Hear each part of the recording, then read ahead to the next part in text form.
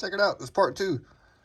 I have scrubbed this top left corner, and you can see it actually looks very, very nice now.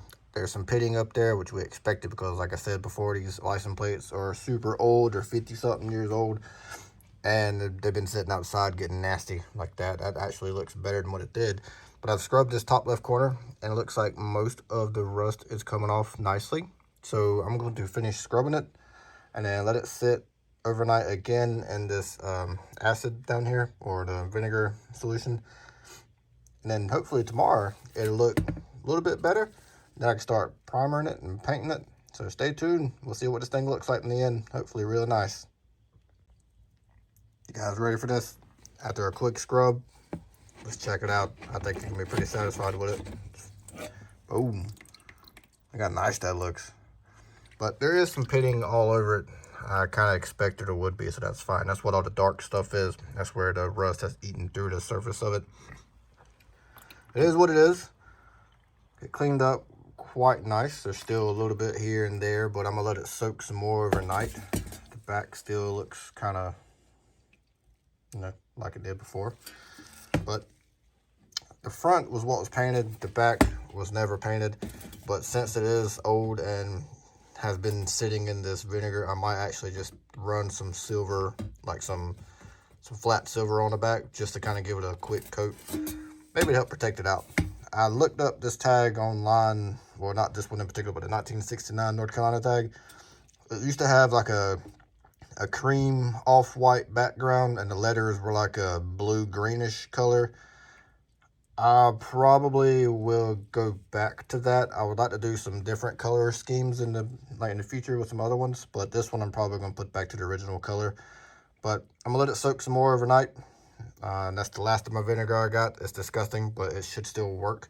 So hopefully tomorrow I can start primering it, and then maybe we can wrap it up maybe tomorrow. That'd be kind of cool. Stay tuned.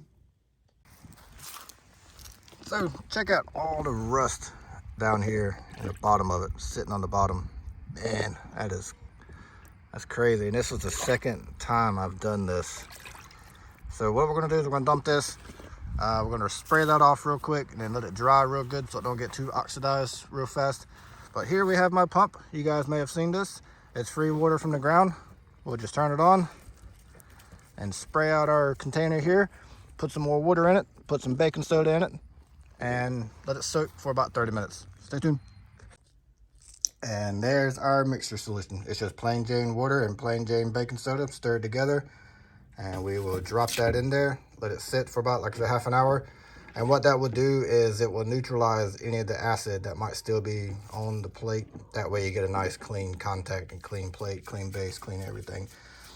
I could probably skip that step, but why not? Baking soda is pretty cheap. I think I paid 76 cents for it. So why not do it? Just make sure we do it like it's supposed to at least. I could be completely off base, but this is what I'm reading online, and I've never done it, so we're going to see what happens. I don't really think it's going to do anything as far as looks-wise, but supposedly it's going to break down the acid molecules and neutralize it and balance it out. That way it's not going to be so angry, I suppose.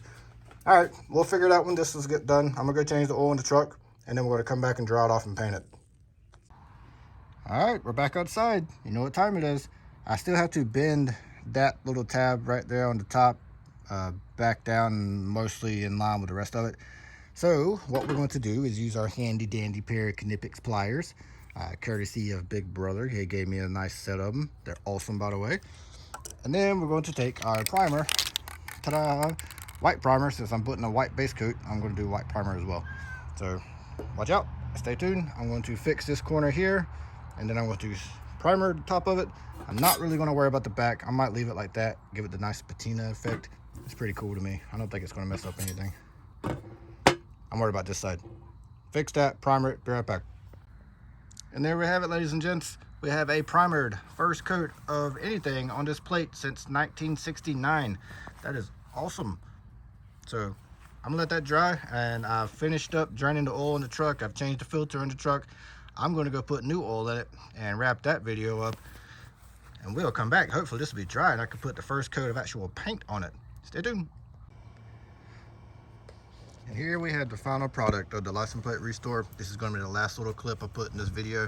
It's not perfect by no means, but I love how it turned out. This was covered in rust, as you saw from part one. Some of the paint still has to dry on the letters and numbers, but it's 1969. I restored it the best I could. I left the back alone. I like that patina look. I just did the front. I like how it turned out. I'll move on to the next one. Cheers, everybody.